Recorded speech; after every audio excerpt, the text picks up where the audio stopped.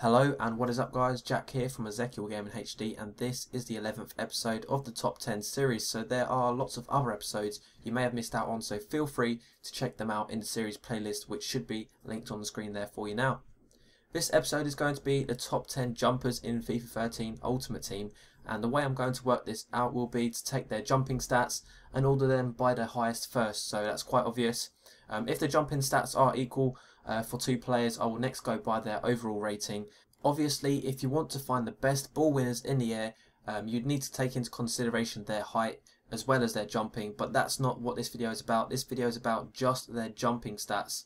Also bear in mind their stats I will read out to you are their base stats, not their in-game stats, so it does get a little bit confusing, but if someone has 94 jumping here, they are likely to have 95 or 96 in-game with full chemistry and morale. So starting off at number 10 we have Wakaso, a silver CDM from Liga BBVA with 94 jumping, but he also has some other interesting stats like 94 balance, 87 agility, 86 acceleration and 81 strength, also 92 aggression and 82 shot power combined with that long shot taker trait. He looks pretty incredible for a silver player. His stats are perfect for that CDM role. Next up we have at number 9 is Caceres, I think that's how you say his name. I'm not very good with pronunciations, but he has 94 jumping. Again, he also has the early crosser and dives into tackles trait with the long throw trait.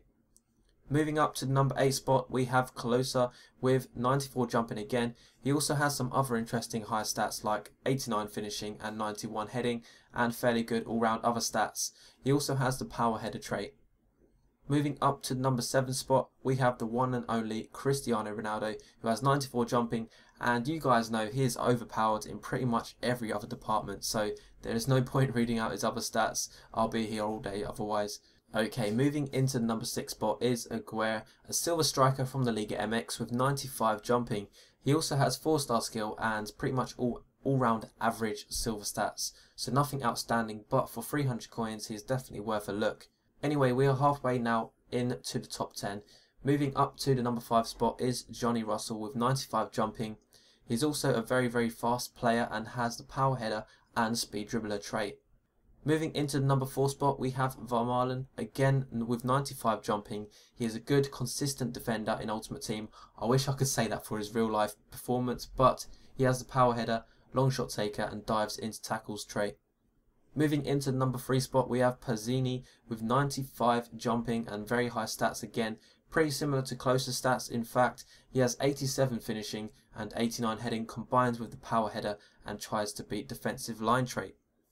Now moving into the number 2 spot, going up a notch with 96 jumping is a centre back from the Liga MX called Robles. I think that's how you pronounce that name.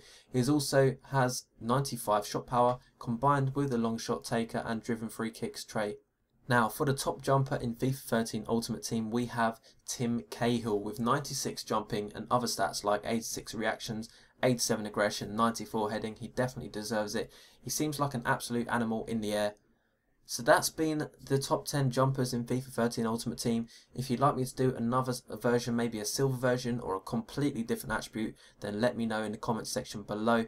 But before you do that, make sure you check the series playlist to make sure I haven't done that attribute you're thinking of right now. This has been Jack from Ezekiel Gaming HD. Thank you for watching and listening guys. Make sure you subscribe for more daily FIFA 13 videos, and until next time I will see you later.